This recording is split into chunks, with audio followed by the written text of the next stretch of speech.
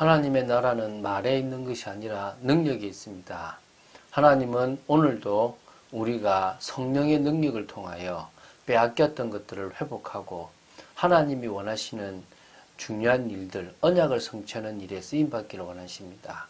그 시대의 느헤미야와 그 시대의 많은 사람들이 했던 그런 믿음의 고백들, 믿음의 일들을 오늘 저희들이 우리들의 삶 속에서 이뤄나가게 되기를 주 예수 그리스도 이름으로 축원드립니다.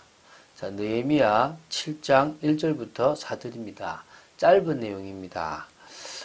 이 느헤미야 7장은요, 이제 예루살렘 성벽이 완성되어져서 그 성벽의 기능을 발휘할 수 있게 되었습니다. 그러고 나니까 이제 예루살렘 성을 방비할, 파수할 책임자를 임명합니다. 그리고 거기에 중간에 어떤 그런 또 이렇게 관리자들도 또 세우고요. 그러면서 이제 이 파수하는 데 필요한 어떤 중요한 내용들을 전달합니다. 그리고 그 뒤로는 인구 조사를 통해서요. 예루살렘 바깥에 있었던 사람들을 예루살렘 안으로 이주를 시켜서 성벽을 이렇게 파수하는 일에 더 많은 인원들을 늘려나감으로 말미암아 예루살렘 성을 옛날의 그 모습대로 지금 회복해 나가는 과정을 기록합니다.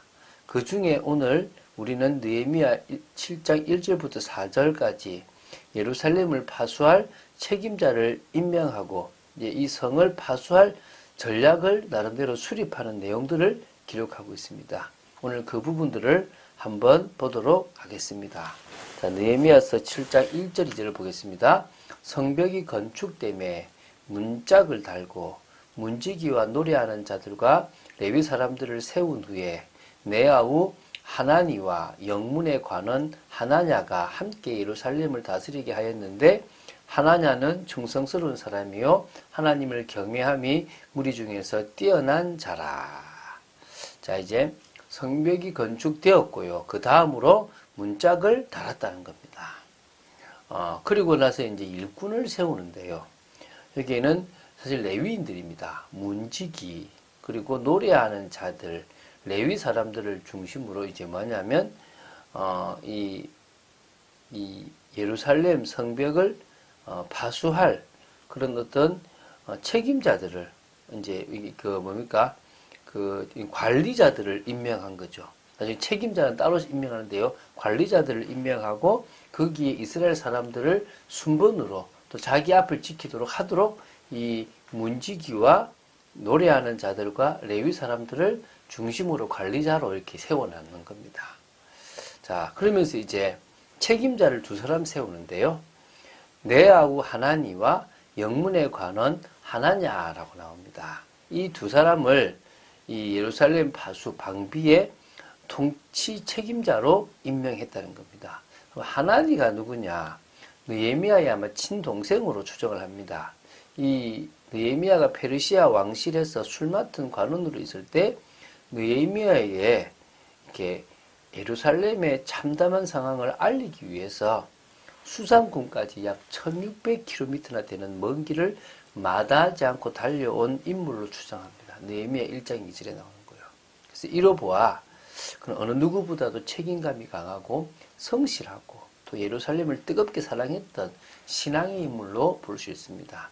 그보다 좀 더 이렇게 많이 인정했던 사람이 영문의 관원 하나냐입니다. 이 예루살렘 성의 성문 중에 하나인 영문을 다스렸던 관리했던 책임자로 보입니다. 이 하나냐는 뜻은 여호와는 은혜로우시다라는 뜻입니다. 여기 보면 느헤미야가 이 하나냐에 대해서 표현하기를 충성스러운 사람이라고 표현했고요. 하나님을 경외함이 그 무리 중에서 뛰어난 자라고 이렇게 평가했습니다. 그래서 자기 동생 하나니보다 더 많이 높였다는 거죠. 자, 이 두 사람을 이렇게 반 나누어서 요쪽은 하나니, 요쪽은 하나냐 이렇게 했는지 아니면 공동 책임자로 했는지 그것은 잘 모르겠습니다. 어쨌든 두 사람을 책임자로 이 느헤미야가 임명을 했다는 것은 사실입니다. 내가 그들에게 이르기를 해가 높이 뜨기 전에는 예루살렘 성문을 열지 말고 아직 파수할 때에 곧 문을 닫고 빗장을 지르며 또 예루살렘 주민이 각각 자기가 지키는 곳에서 파수하되 자기 집 맞은편을 지키게 하라 하였노니. 자, 이 지금 그리고 그 성읍은 광대하고 그 주민은 적으며 가옥은 미처 건축하지 못하였음이니라. 자, 이제 느헤미야는 이 두 사람 책임자 하나니와 하나냐에게 중요한 지침을 전달한대요. 뭐 크게 두 가지로 보면 됩니다. 첫 번째는 예루살렘 성문을 열고 닫는 것에 대한 부분을 알려줄 겁니다. 언제 여느냐? 해가 높이 뜨기 전에는 열지 말고, 다시 말하면 해가 높이 뜬 시간에 문을 열어라 이 말이겠죠. 자, 이게 무슨 말이냐면요. 해가 높이 뜬 시간이라는 것은 해가 뜨는 시간과 정오의 한 중간쯤으로 보시면 됩니다. 그래서 백성들의 일과가 본격적으로 시작되는 시간인데 요 때에 문을 열지 그 전에 이 시작할 때는 문을 열지 말라는 겁니다. 쳐들어올 수 있으니까. 그렇죠? 그래서 이제 이게 그런 부분에 대해서 이제 아주 잘하지 않으면 안 된다는 거죠. 또 이제 닫는 시간에 대해서 얘기합니다.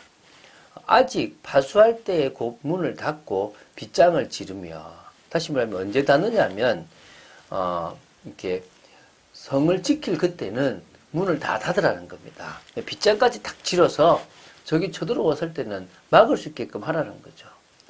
자, 그리고 이제 두 번째, 이 파수 방법에 대해서 이야기합니다.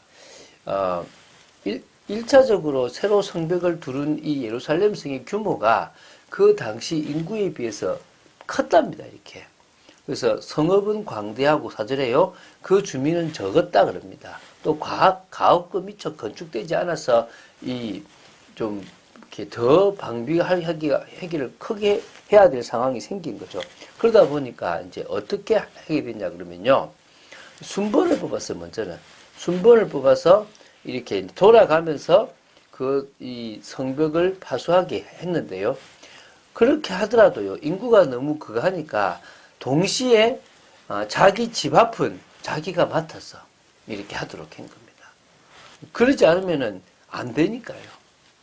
자, 중요한 것은요, 성벽을 이렇게 짓고 성문을 했다고 해서 되는 게 아니라 그걸 관리하고 전체가 하나 되도록 만드는 일이 중요합니다.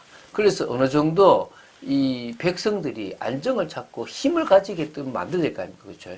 느헤미야는 그냥 성벽만 딱 짓고 나서 끝났다고 생각되는 것이 아니라 그들로 하여금 자치적으로 성을 파수하게끔 만들고, 더 나아가서 그보다 더 중요한 이제 8장부터 나오는데요. 신앙에 대한 부분까지도 하도록 만들었다는 것입니다. 이게 중요한 핵심입니다. 자, 그래서 지금도 마찬가지입니다. 우리가 사도행전 8장을 보면서 하나님이 왜 환란으로 이스라엘 백성을 흩으시고 초대교회를 흩으셨는가를 봐야 됩니다. 이유가 뭡니까? 사도행전 1장 8절의 성취로 가는데 그걸 못 보니까 포기한 겁니다. 사단이 유대 그 종교 지도자들을 활용해서 시기나게 해서 이 큰 환란을 주게 한 스데반의 그 일로 말미암아 핍박을 하게 한 그것을 통해서 예루살렘에만 머물게 한 것이 아니라 온 유대와 사마리아와 땅끝까지 가게 만드는 겁니다. 그리고 유대인만이 아니라 헬라인 이방인까지도 된다는 것을 깨닫게 한 겁니다. 그러면서 뭡니까? 나가보니까 전도밖에 할 게 없는 겁니다. 전도자 중심으로 살게 한 거죠. 이게 우리가 살아가는 이유입니다. 여러분이 무엇 때문에 살아가는지를 잘 봐야 됩니다. 전도가 아니면요, 여러분에게 중요한 일은 사실은 없습니다.